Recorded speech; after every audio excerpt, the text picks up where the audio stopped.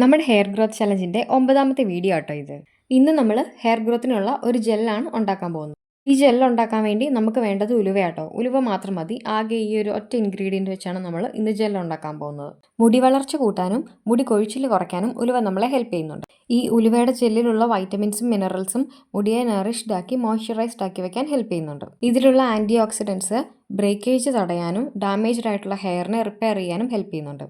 ഇതിലുള്ള anti fungal anti bacterial properties dandruff പോലെയുള്ള പ്രശ്നങ്ങൾക്കും ഒരു നല്ല സൊല്യൂഷൻ ആട്ടോ. ഞാനിവിടെ 2 ടേബിൾ സ്പൂൺ ഉലുവയുടെ പൊടിയാട്ടോ എടുത്തേക്കുന്നത്. നിങ്ങൾ 1 ടേബിൾ സ്പൂൺ ഒക്കെ എടുത്താലും മതിയായിരിക്കും. ഞാനിവിടെ 2-3 പേരുള്ളത് കൊണ്ടാണ് 2 ടേബിൾ സ്പൂൺ എടുത്തേക്കുന്നത്.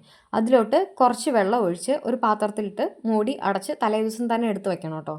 പിറ്റേ ദിവസത്തേക്ക് ഇത് ജെല്ലാവും.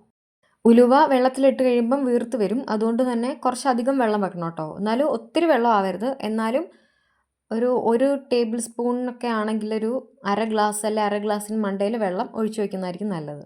ഒരു ദിവസം നൈറ്റ് തന്നെ ഇങ്ങനെ ചെയ്ത് വെക്കണം കേട്ടോ. പിറ്റേ ദിവസത്തേക്ക് ഈ ഒരു കൺസിസ്റ്റൻസിയിലായിരിക്കും ഉണ്ടായിരിക്കുന്നത്. ഇത് നമ്മളിനി ഒരു തുണി വെച്ച് അരിച്ചെടുക്കുമായിരിക്കും കേട്ടോ ചെയ്യുന്നത്. ഇങ്ങനെ തന്നെ അപ്ലൈ ചെയ്യരുത്. നമ്മൾ യൂസ് ചെയ്യുമ്പം ജെല്ലായിട്ട് തന്നെ കിട്ടണമെന്നുണ്ടെങ്കിൽ ഒരു തുണി വെച്ച് നമുക്ക് ഇത് പിഴിഞ്ഞ് എടുക്കണം. ഒരുപാട് തിക്കാണെന്ന് തോന്നുന്നുണ്ടെങ്കിൽ കുറച്ച് വെള്ളം ചേർത്ത് നിങ്ങൾക്ക് ഇതുപോലെ ലൂസാക്കി എടുക്കാം കേട്ടോ. ഒത്തിരി തിക്കാണെന്ന് തോന്നുവാണെങ്കിൽ. ഇനി ഇത് നമ്മളൊരു തുണി ഉപയോഗിച്ച് അരിച്ച് ഇതിൻ്റെ ജെല്ലെടുക്കാം. നല്ലൊരു സാറ്റിസ്ഫൈങ് ആട്ടോ ഈ പരിപാടി.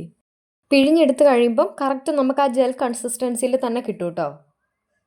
ഉലുവ മുടി നമുക്ക് കുറച്ച് ഡ്രൈ ആക്കാൻ ചാൻസ് ഉണ്ട്. അതുകൊണ്ട് ഒന്നെങ്കിൽ നിങ്ങൾ ഇത് അപ്ലൈ ചെയ്യുന്നതിന് മുന്നേ ഹെയർ ഓയിൽ ചെയ്യണം. ഇല്ലെന്നുണ്ടെങ്കിൽ ഇത് അപ്ലൈ ചെയ്യുന്നതിന് മുന്നേ ആയിട്ട് ഇതിലോട്ട് കുറച്ച് ഒന്നെങ്കിൽ വൈറ്റമിനിയുടെ ക്യാപ്സ്യൂൾ ഉണ്ടെങ്കിൽ അത് ഒഴിക്കാം. അല്ലെങ്കിൽ നമ്മുടെ ഹെയർ ഓയിൽ ഉണ്ടല്ലോ, ഹെയർ ഗ്രോത്തിന് വേണ്ടി നമ്മൾ പ്രിപ്പയർ ചെയ്ത ഹെയർ ഓയിൽ ആണെങ്കിലും കുറച്ച് ഒന്ന് ആഡ് ചെയ്തിട്ട് തേക്കുന്നതായിരിക്കും നല്ലത്. ഇല്ലെങ്കിൽ മുടി കുറച്ച് ഫ്രിസി ആക്കി കുറച്ച് ഡ്രൈ ആക്കാൻ സാധ്യതയുണ്ട്. എൻ്റെ കയ്യിൽ ഇപ്പം വൈറ്റമിനിയുടെ ക്യാപ്സ്യൂൾ ഇല്ലാത്തതുകൊണ്ട് ഞാൻ നമ്മുടെ ഹെയർ ഗ്രോത്തിന് നമ്മൾ പ്രിപ്പയർ ചെയ്ത് വെച്ചിട്ടുള്ള കുറച്ച് ഓയിലാട്ടോ ഇവിടെ ആഡ് ചെയ്ത് കൊടുക്കുന്നത്. രണ്ടും കൂടെ നല്ലപോലെ മിക്സ് ചെയ്തിട്ട് നമുക്ക് ഹെയറിലോട്ട് അപ്ലൈ ചെയ്ത് കൊടുക്കാം.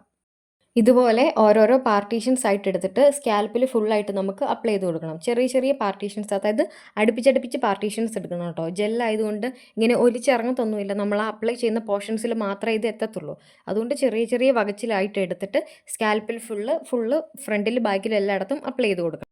ഇങ്ങനെ സ്കാൽപ്പിൽ ഫുൾ അപ്ലൈ ചെയ്തിട്ട് മിച്ചം ഉണ്ടെങ്കിൽ നിങ്ങൾ ലെങ്ത്തിലോട്ട് അപ്ലൈ ചെയ്ത് കൊടുത്താൽ മതി. ഉലുവ അപ്ലൈ ചെയ്തിട്ടുണ്ടെങ്കിൽ ജലദോഷവും പനിയൊക്കെ വരുന്നവരുണ്ട്. അങ്ങനെയുള്ളൊരു 15 അല്ല 20 മിനിറ്റ് മാക്സിമം, അതിൽ കൂടുതൽ വെക്കണ്ട കേട്ടോ. അല്ലാത്തവർക്ക് അരമണിക്കൂറോ അല്ലെങ്കിൽ അതിൽ കൂടുതലോ വെക്കുന്നതുകൊണ്ട് കുഴപ്പമില്ല കേട്ടോ. എന്നാലും ഒരു 3/4 മണിക്കൂർ കൂടുതലൊന്നും വെക്കണ്ട. വാഷ് ചെയ്ത് കളയുമ്പം ഒരു മൈൽഡ് ഷാമ്പു യൂസ് ചെയ്ത് വാഷ് ചെയ്യാൻ ശ്രമിക്കണം കേട്ടോ. ഇതിന് മുന്നേ ഇട്ട ഹെയർ കെയർ വീഡിയോസ് ഒന്നും നിങ്ങൾ കണ്ടിട്ടില്ലാത്തവരാണെന്നുണ്ടെങ്കിൽ ചെക്ക് ചെയ്ത് നോക്കണം. നിങ്ങളുടെ ഒരു oily acne prone sensitive skin type ആണെങ്കിൽ ഞാനിടുന്ന വീഡിയോസൊക്കെ നിങ്ങൾക്ക് ഹെൽപ്ഫുൾ ആവും. താല്പര്യമുള്ളവരുണ്ടെങ്കിൽ ചാനൽ ചെക്ക് ചെയ്ത് നോക്കണം.